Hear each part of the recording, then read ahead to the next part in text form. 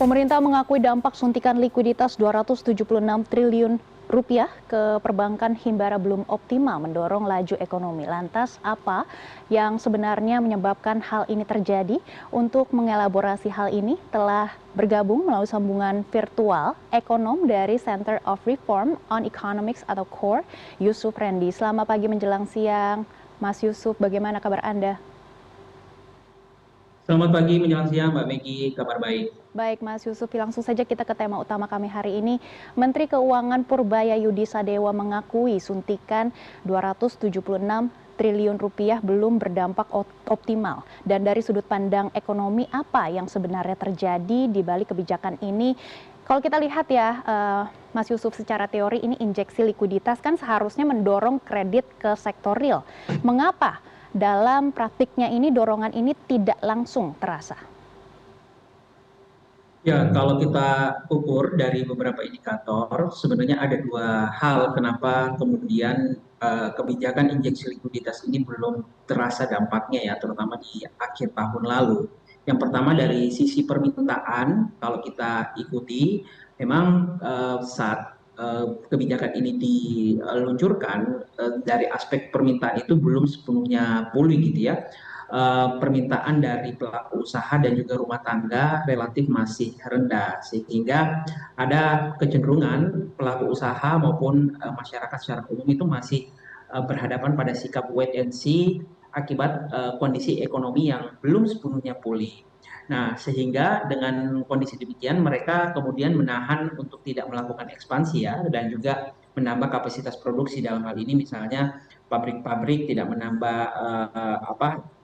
produksi, sehingga mereka tidak membutuhkan tambahan likuiditas kredit yang biasanya digunakan untuk membantu upaya untuk menambah kapasitas produksi. Dan hal ini dikuatkan dengan PMI manufaktur di beberapa bulan pada akhir tahun lalu yang juga sempat mengalami atau berada pada level kontraksi, sehingga itu juga menunjukkan bahwa permintaan dari lapangan usaha, dari pelaku usaha dan juga masyarakat itu relatif masih rendah seperti itu.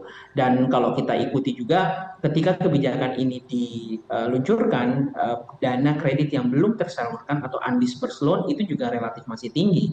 Data per November 2025, data undisbursed loan itu mencapai sekitar 2.509 triliun ya. Sehingga ini menunjukkan sebenarnya bank itu punya likuiditas, tetapi kemudian permintaan dari pelaku usaha masyarakat itu belum sepenuhnya terjadi. Jadi mereka kemudian tidak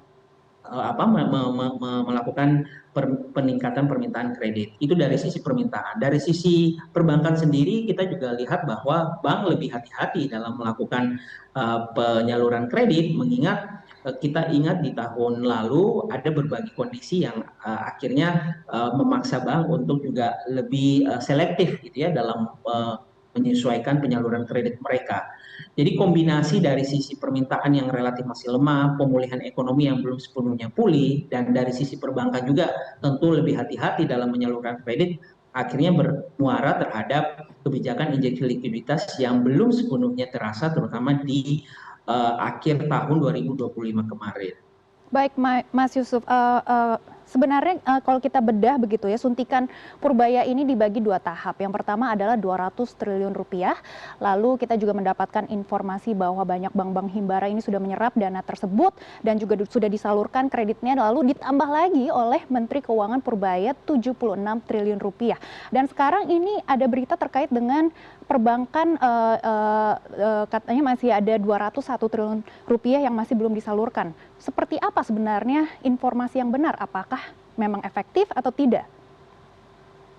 Ya, kalau kita lihat dari pertumbuhan kredit, terutama di periode ketika kebijakan injeksi likuiditas ini dikeluarkan, pertumbuhan kredit itu memang mengalami pertumbuhan, tetapi pertumbuhannya jika dibandingkan dengan pertumbuhan kredit di tahun 2024 itu relatif masih rendah. Bahkan pertumbuhan kredit di bulan November itu mengalami perlambatan jika dibandingkan dengan pertumbuhan kredit di bulan Oktober. Sehingga ini mengkonfirmasi bahwa memang ketika likuiditas itu diterima oleh perbankan, pada saat yang bersamaan memang menyalurkan karena ada permintaan kredit dari berbagai sektor ya, terutama mungkin yang digunakan untuk investasi dalam jangka panjang. Namun di saat yang bersamaan, kredit yang diperuntukkan untuk katakanlah konsumsi ataupun misalnya kredit modal usaha yang sifatnya jangka pendek itu relatif masih tertahan. Sehingga ini juga mengkonfirmasi apa yang kita diskusikan sebelumnya bahwa masyarakat ataupun pelaku usaha dalam jangka pendek itu belum melihat proses pemulihan ekonomi secara utuh, sehingga mereka juga masih wait and see, masih menahan untuk menggunakan fasilitas kredit yang diajukan oleh perbankan gitu.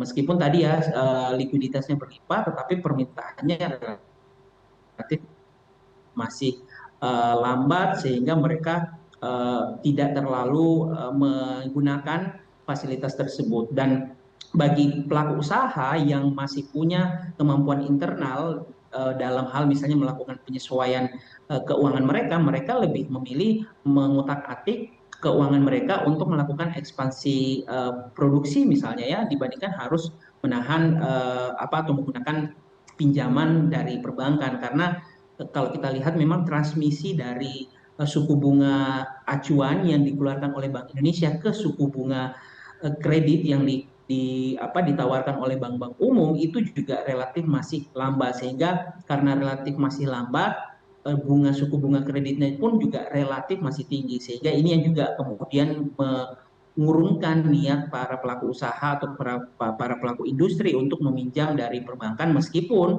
kondisi likuiditasnya sebenarnya melimpah, tetapi angka suku bunga kreditnya yang relatif masih tinggi, sehingga mereka juga masih kecenderungan menggunakan pembiayaan internal mereka untuk melakukan atau menambah kapasitas produksi instead of menggunakan fasilitas pinjaman kredit dari perbankan. Baik, terkait dengan transmisi suku bunga acuan kepada perbankan ini memang juga disinggung ya oleh Menkyu. Menkyu juga menyinggung ketidaksinkronan kebijakan dengan Bank Indonesia. Sebenarnya seberapa krusial koordinasi fiskal dan moneter agar kebijakan seperti ini efektif? Jika sinkronisasi terlambat, apa sebenarnya dampaknya terhadap transmisi kebijakan ke ekonomi yang real? Ya, kalau ditanya seberapa krusial, tentu sangat krusial karena bagaimanapun juga kedua kebijakan ini saling mengisi untuk mengejar satu tujuan atau target ya. Dalam hal ini misalnya mengejar target pertumbuhan ekonomi. Kebijakan moneter itu biasanya akan lebih efektif jika juga ditopang dengan kebijakan fiskal yang mumpuni, dan begitu pun sebaliknya. Dalam hal atau konteks kebijakan injeksi likuiditas yang dilakukan pemerintah di akhir tahun 2025 yang lalu, memang ada permasalahan yang tadi kita sudah singgung dari sisi permintaan. Nah, ketika dari permintaannya ini belum sepenuhnya pulih, memang otoritas moneter berupaya untuk membantu dalam cara misalnya melakukan penyesuaian suku bunga acuan. Tetapi yang juga kita harus ketahui bahwa penyesuaian suku bunga acuan atau yang dikeluarkan oleh Bank Indonesia itu membutuhkan waktu. Biasanya kalau menurut studi empiris, lama waktu dari penurunan suku bunga acuan ke suku bunga kredit, proses transmisinya itu membutuhkan waktu mungkin sekitar 6 bulan ya. Jadi katakanlah misalnya Bank Indonesia melakukan penyesuaian suku bunga acuan di akhir tahun lalu, dampaknya itu baru akan terasa di tahun ini sekitar bulan Juni dan Juli. Nah, karena proses transmisi waktunya inilah yang kemudian juga akhirnya menyebabkan kenapa kebijakan injeksi likuiditas dan juga tadi transmisi dari suku bunga acuan ke suku bunga kredit itu relatif lambat.